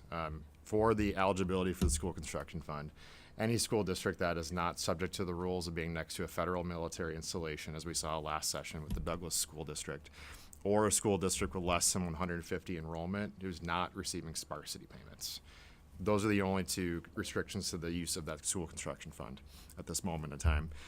And I do also want to address the conversation around the 2024 ballot measure. So I was also very intentional in crafting this legislation to avoid the mistakes of the creator of that legislation. And the reason being is that the reason the voter rejected it had little to do with the grocery tax. It had more to do with the ill definition of consumption. They took a too broad of an approach, and the voters, myself included, rejected that because I don't believe that we should be eliminating sales tax on tobacco, alcohol, all those other items that would be considered consumables. And so to say that these are the same is factually untrue, but it's important to keep in mind with this bill, again, considering options. If we're going to make changes to our sales tax, and I think this is piggybacking a little bit into a different conversation, so Mr. Chair, I won't go down that path, but when we've had conversations on the floor about things like sugary drinks and talking about that in the context of this bill, it will require FTEs and time with the Department of Revenue to break out that point of sale process. That's a reality. I want you to have that information. I also want you to have the information from the School Construction Fund. There is an unknown with the School and Public Lands Commissioner how much FTE he would actually need to administer this fund. The answer to that is somewhere between 0 and 1 as far as FTEs go. But the point of this bill that I want to bring back to you again is to bring back the common theme here. There is real impact from this bill in terms of sales tax relief in the form of sales tax relief on food. And there's an attempt in good faith to say, how do we reduce our opt-outs over time? How that's accomplished, as we would talk with any property tax relief measures, we're going to have to balance out how do we make that happen with limited revenues, but also figuring out sustainably, how are we going to fund our obligations? And the only way we can accomplish that, honestly, is looking at how do we address our sales tax or other taxes available to us, which is why I presented to you the options today to say a 5% sales tax and a rise on the tobacco tax that impacts a smaller number of people and has a public health outcome for us. And so with that, I'll stand by for any further questions, and thank you. Thank you, Representative. We'll now go to committee questions. Any questions from the committee? House Bill 1281. I'll start with one for the representative there. I guess, what do you say to the opponents made the point of, at the end of the day, this will actually cost more money to lower income folks? Mr. Chair, Eric Mucky, District 15. I don't know that I buy that argument. We can get into the conversation. It's true. Sales tax is not levied on SNAP and WIC purchases. How many folks you have to consider are maybe not enrolled in those programs, and also how many folks are experiencing some level of strain on their income that may not be eligible for those programs. And so ultimately, at the end of the day, part of my request maybe for the committee to consider as we go forward is, if this continues forward, to discuss what does a fiscal note look like on this. It's very difficult to see mixed impacts in this case, where you'd see a clear impact for folks who would not pay the food tax. At the same time, with that increase in tax, it would just depend on the purchases they make. And so, to be fair, I think there's an argument to be made both ways, but that maybe hopefully answers your question as far as my response, Mr. Chair. Yes, thank you. Any other questions from committee? Representative Rowe. Good morning. Thank you for putting the work into this, and I understand your work as an appropriator, so you got a pretty good handle on the numbers. My question is line 7 on this. I believe it's your handout. Yep. You've got a may require one new FT for school and public lands and multiple FTs for the Department of Revenue. any idea on what multiple may be? Mr. Chair. And if you can introduce yourself again. Thank you. Thank you, Mr. Chair. Representative Eric Mucky, District 15. So it's a good question. I think right now the fiscal analysis would suggest from the LRC it's something relative to what we saw in a different bill, House Bill 1056, revolving around the Department of Social Services. That particular amount was the $80,600 you're seeing in front of you. However, there are actually a lot of questions right now of what that would look like. On the max end of that, if I had to make an estimate, you're talking about close to $300,000 to $350,000. If you went to the full send of 1 FTE for Department of Public or School and Public Lands, and up to 3 potentially for Department of Revenue. But again, we'd have to conduct a full fiscal note to accomplish that. You bet. Any other questions from the committee? Representative Hughes. Thank you. Mr. Chair, question. I'm reading item number 6 on key points to be considered, and I'm reading about the $163.2 million to reduce owner-occupied special ed levies to zero. Oh, I'm sorry. I see the $163.2 million on the colored sheet. You mentioned reducing the special ed levies to zero of $83.3 million. Where is that reflected on the table that you have? Mr. Chair, Representative Eric Mucky, District 15. That is not on the table, Representative. The reason being is that the table you're seeing is what the bill in its full effect would look like. That's just a reference number to give you an idea of what reducing those levies would be. Follow up? Yeah, one other question. Thank you, Mr. Chair. Question, what do you say to taxpayers, homeowners in school districts where opt-outs are used to backfill the general fund? Mr. Chair, Representative Eric Mucky, District 15. It's a good question, Representative. I think the thing that we have to look at, and this is why I'm talking about this as one option, the school construction fund as designed was to address capital outlay as opposed to general fund. That being said, I want to make sure that I highlight the scale and scope of that to say there are approaches we can take with this to try to address the state share over time. The challenge we have, and this is where the balance comes as an appropriator in particular, finding out how to sustainably fund our obligations, in particular the state share of education. It costs money, and figuring out how we do that in a responsible way without shifting too much on other taxes is the challenge we have with trying to address those opt-outs for general fund. And when I think about the best way to address the general fund over time is to figure out how do we as a state increase our state share of public education. That's a pretty universal theme you'll hear from virtually anybody in the Appropriations Committee. We just have to find a responsible way to accomplish that. Follow up. Go ahead, Representative Hughes. Thank you, Mr. Chair. Representative, I'm looking at the cigarette tax increase of $2.53 per pack. I think the general consensus is that nicotine is an addictive substance, and people that are addicted have a hard time quitting smoking. And I'm looking at an increase of $2.53 per pack. And I'm wondering, okay, my understanding is we don't tax vaping. Is that correct? Mr. Chair. Go ahead. Representative Mucky, yes, we do not tax vape at this time. What I will tell you in this case, so if I may, the increase for the cigarette tax is by $1 to $2.53 per pack. The kicker with this is we, at this moment in time, I know there's legislation coming. We do not have the current regulatory environment to tax vape in an appropriate manner now. But I think as time goes on, particularly for our public health needs, particularly around tobacco cessation, nicotine cessation over time, there's going to need to be hard conversations about the vape going forward. Thank you. Any other questions from the committee? Representative Massey. Thank you, Mr. Chair. Question for the prime sponsor. So the increase in the tax on cigarettes, is that not going into this fund then? Mr. Chair, Representative Mucky, in the aggregate, it would be part of what's going into the fund. So when we're looking at the sales tax increase and the cigarette tax increase to reach a total revenue increase over time, essentially what you're talking about is the aggregate change.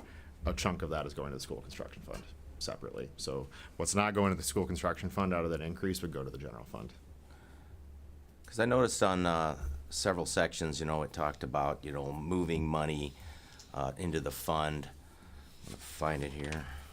Is that a follow-up, Representative Oh, Massey? yes, thank you. Yeah, could you follow up? Thank you, Mr. Chair. You know, I know like in section like for under-use tax, the ag excise, you know, it talked about the treasurer shall deposit in the school building construction fund 2%, but it didn't touch on that in that cigarette area, so. But the intent is that you want it to go in there also. Mr. Chair, yes, the intent would be, yes, I would like it to go in there. That being said, if we're looking at a total general fund increase, knowing that cigarette tax is arriving in the general fund, you're effectively still getting the same effect. It's just a matter of making sure we have the correct amount going to the fund. Any other questions from the committee? All right, seeing none, we will go to discussion and/or action on House Bill 1281. Any discussion and/or action? Representative Hughes. Just a point. Again, you know, we're raising sales tax and we're not looking at any of the exemptions. And I just have a problem with that because I believe in fair tax and I believe that there are some exemptions, which I probably don't need to repeat over and over again. But there's at least 2 major sales tax exemptions that we don't even look at them, and there's a lot of blowback when we try to look at them. So I have a problem with that, and I have a problem with the school construction fund allotment not addressing problems in especially my district, Minnehaha and Lincoln County, where opt-outs are almost standard business. I think we have 10 years of opt-outs already on the books, but I really commend the sponsor. I love the creativity and the effort that went into this, and we need to all sit down together and try to figure out a package, and this could be part of it. I'm just not sure at this point. Thank you. Any other discussion and/or action? Mr. Chair. Representative Mortensen. I move to defer this bill the 41st day. All right, there's a motion to defer House Bill 1281 to the 41st day, made by Representative Mortensen, second by Representative Weems. Any discussion on the motion? You know, I'll echo our vice chairman in giving credit to the prime sponsor, who is among our most diligent and thorough legislators in our body, and I think he's got some elements here, and has certainly done his homework and knows the pieces that I think would go into any solution we'd have for property taxes overall, and I know he's a contributing voice to that conversation that hopefully comes into focus in the next few weeks. And you know, my misgivings with this bill, I think, were stated pretty well by the opponents, and they are general. That I do think that there is a right collection. I think this gets into a few areas that maybe would be better considered in separate bills. But again, I really applaud the effort. It was well presented, well researched, and as ever with the prime sponsor here, is made in complete good faith and is backed up with good research. So, but I don't think this bill is the solution, and I hope we find one. Any other discussion? All right, seeing no other discussion, reminder to the committee, the motion made by Representative Mortensen, second by Representative Weems, is to send House Bill 1281A, as amended there, to the 41st day. This will be a roll call vote. All those in favor will say aye. All opposed will say nay. Mr. Secretary, please call the roll. Representative Sismowski, excused. Jensen. Aye. Massey. Aye. Mortensen. Aye. Poirier. Aye. Randolph. Aye. Reimer. Aye. Rowe. There he goes. Wahlberg. Excused. Weems. Aye. Weisgram. Aye. Hughes. Aye. Elward. Aye. 11 yea, 0 nay, 2 excused. Thank you, Mr. Secretary. After receiving a majority of the members elect, the motion to send House Bill 1281 as amended to the 41st day passes. All right, that takes care of the agenda for today. Anything else from the committee before we... What does our Senate bill load look like? Yeah, so right now on the docket here, we're looking at 4. And just, I'll be out next week. Representative Hughes will be taking over the gavel. Bear with me. But, but there will be 4, so it's not too heavy right now. I expect probably a couple more to be coming. So, anything else from the committee? All right, I will enter motion to adjourn by Representative Randolph, second by Representative Jensen. All those in favor will say aye. Aye. All opposed, nay. We are adjourned. Thank you.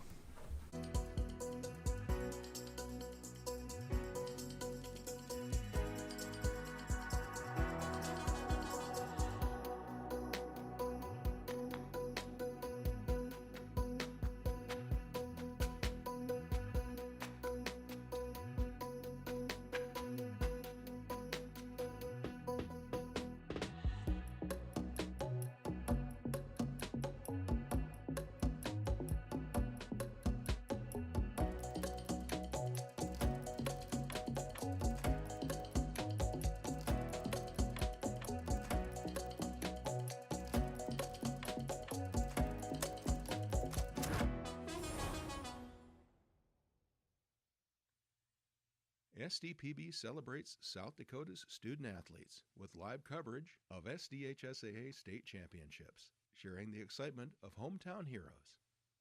SDPB, good, useful, and full of wonder.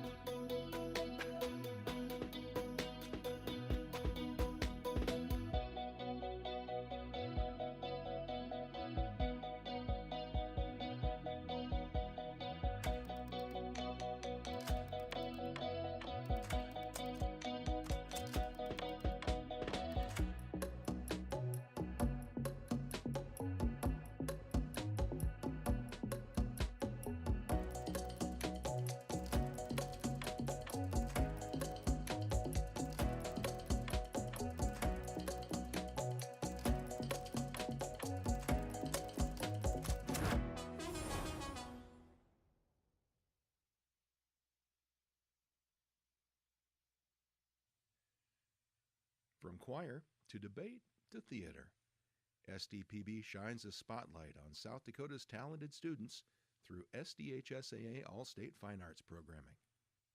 Good, useful, and full of wonder. SDPB.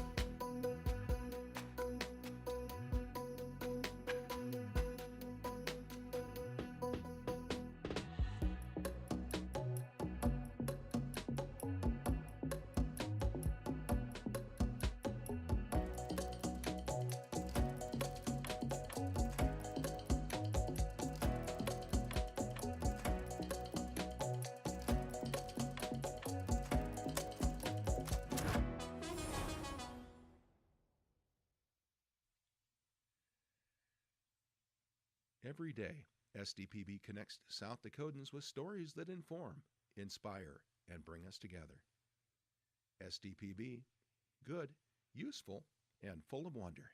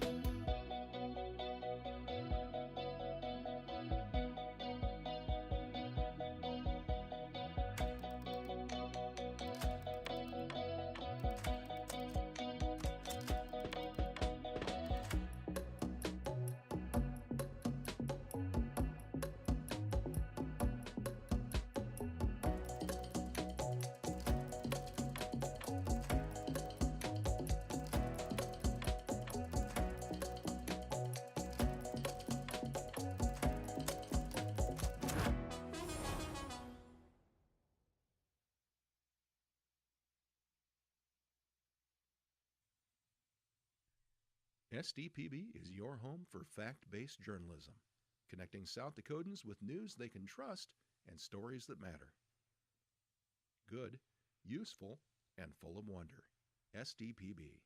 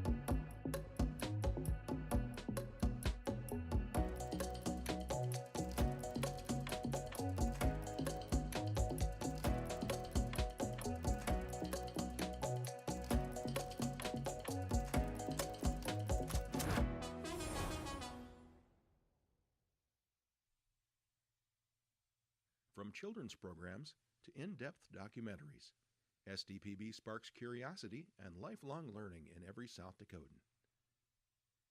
SDPB. Good, useful, and full of wonder.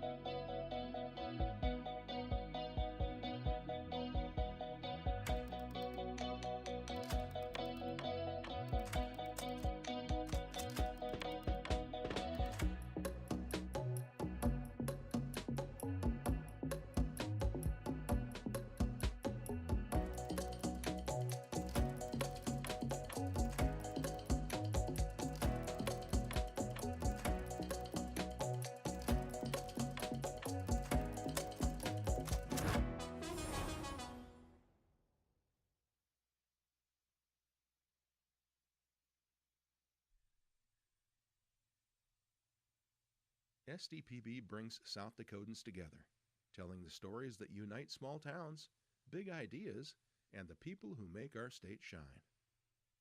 Good, useful, and full of wonder. SDPB.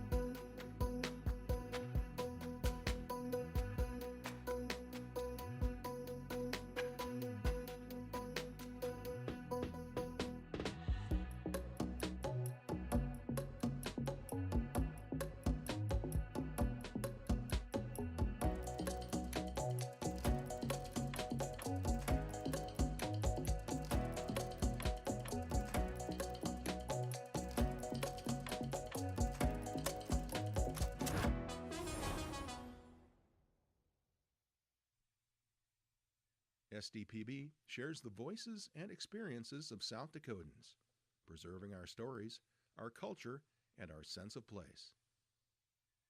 SDPB, good, useful, and full of wonder.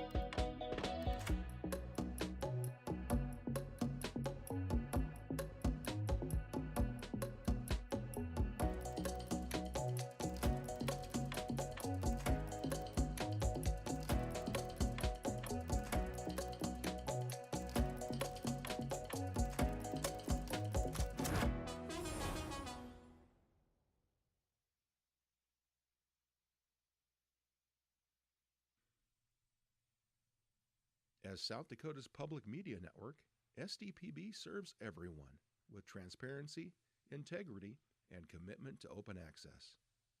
Good, useful, and full of wonder. SDPB.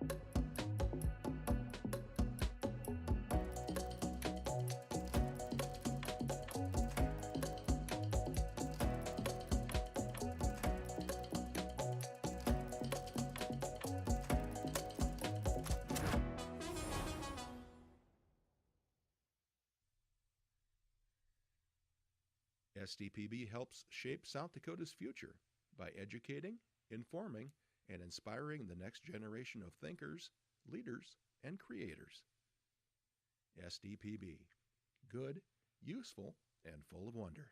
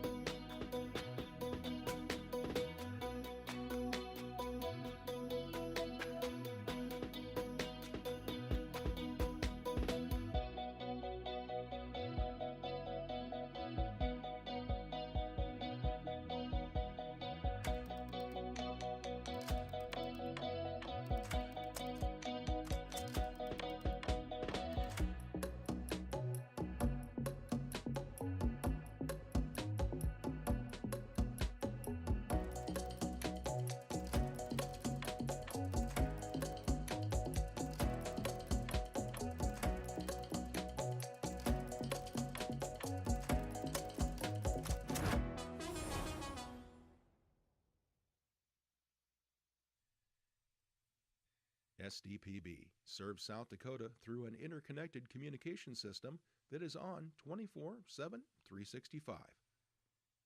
The first place for Amber Alerts, public safety announcements, and EAS messages. SDPB keeps public servants and citizens informed. Good, useful, and full of wonder.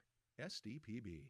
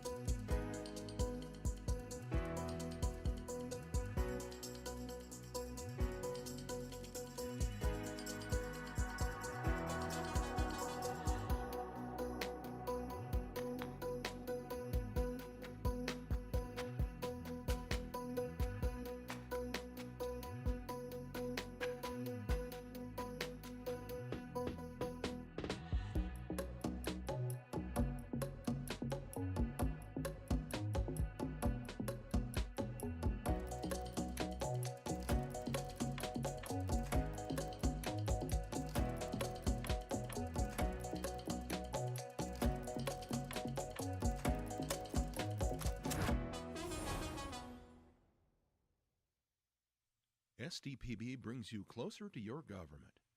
With gavel-to-gavel coverage of the South Dakota legislature and in-depth reporting from peer. Good, useful, and full of wonder. SDPB.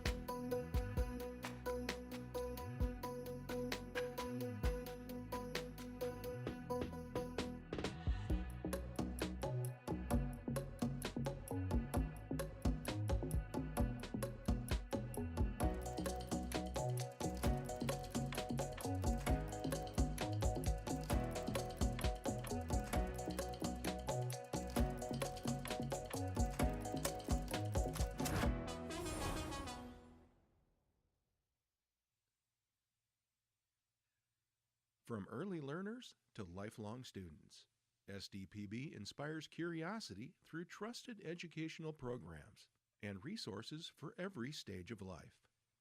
Good, useful, and full of wonder. SDPB.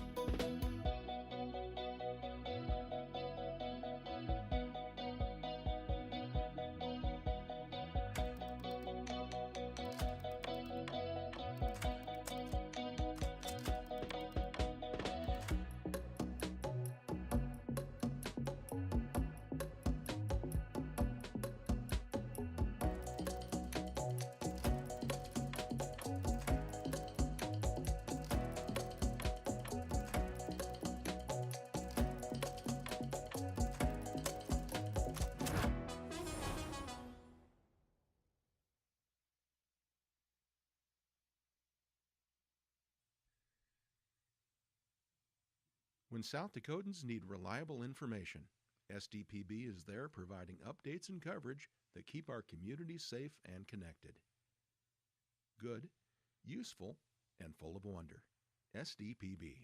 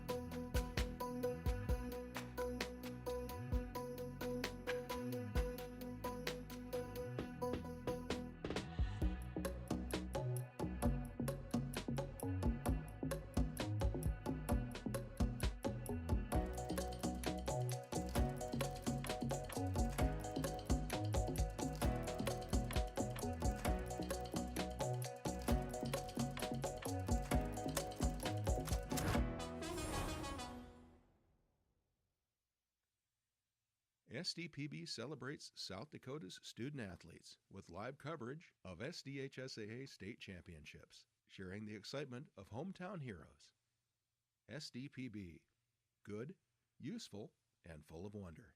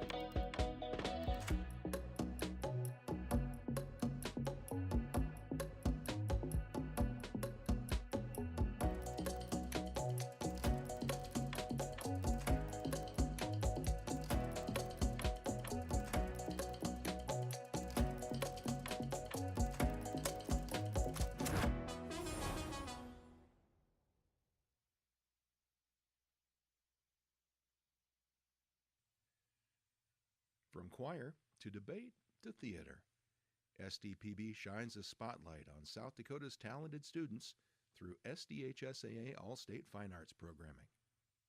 Good, useful, and full of wonder. SDPB.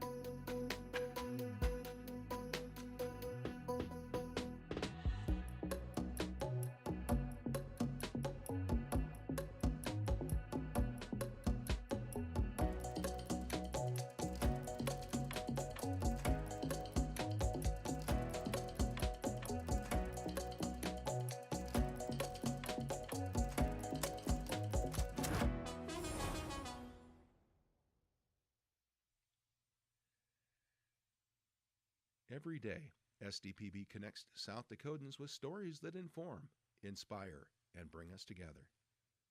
SDPB, good, useful, and full of wonder.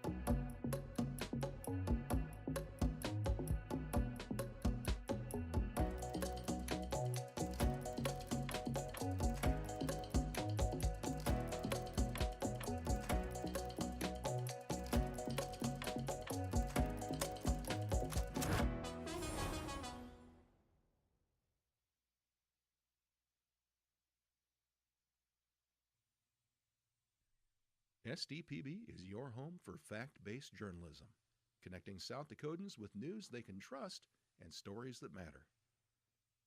Good, useful, and full of wonder. SDPB.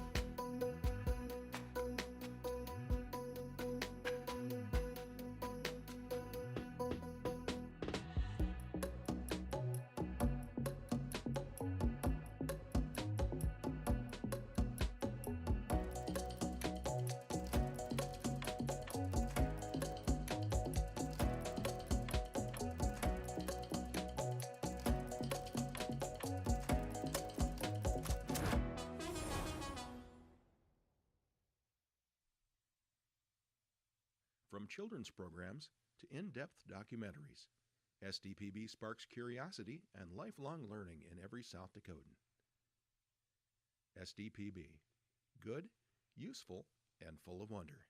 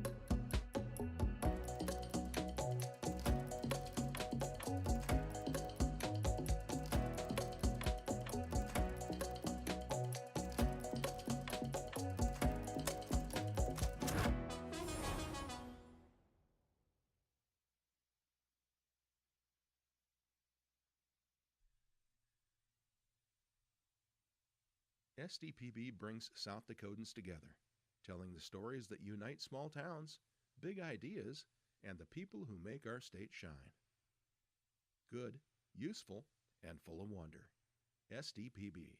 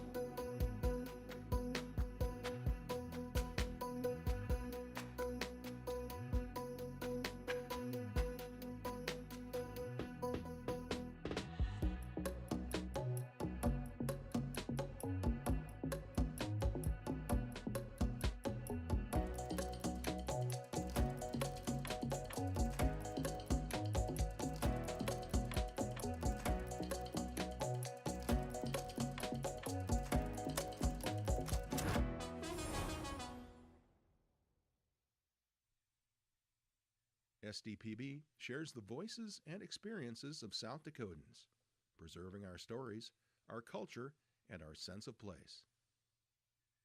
SDPB, good, useful, and full of wonder.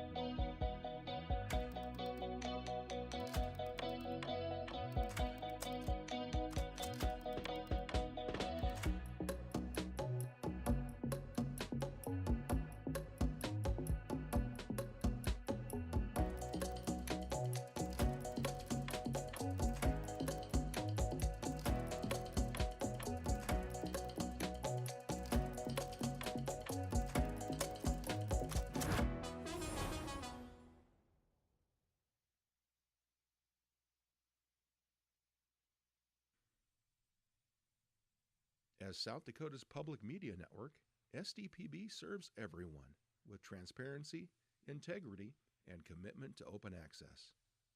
Good, useful, and full of wonder. SDPB.